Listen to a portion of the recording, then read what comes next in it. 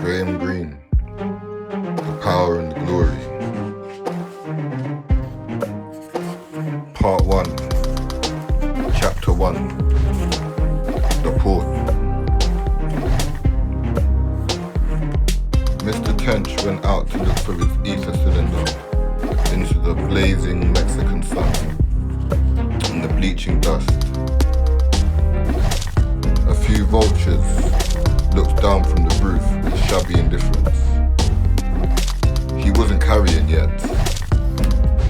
A faint feeling of rebellion stirred in Mr. Tench's heart, and he wrenched up a piece of the road with splintering fingernails and tossed it feebly towards them.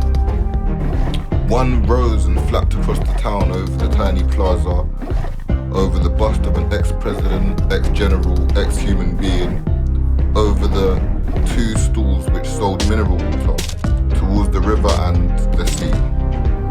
It wouldn't find anything there. The sharks looked after the carrion on that side. Mr. Tench went on across the plaza. He said "Buenos dias" to a man with a gun who sat in a small patch of shade against the wall, where it wasn't like England. The man said nothing at all, just stared malevolently up at Mr. Tench, as if he had never had any dealings with the foreigner, as if Mr. Tench were not responsible for his two gold bicuspid teeth. Mr. Tench went sweating by, past the treasury which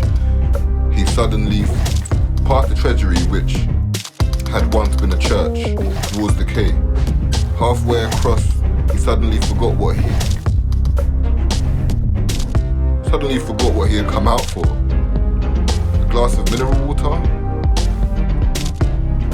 That was all there was to drink in this prohibition state, except beer. But that was a government monopoly and too expensive except on special occasions.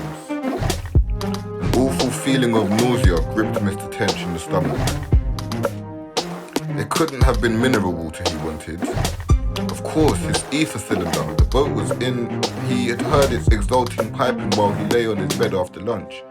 He passed the barbers and two dentists and came out between a warehouse and the customs on the riverbank. The river went heavily by towards the sea between the banana plantations. The General Obregon, who was tied up to the bank, and beer was being unloaded.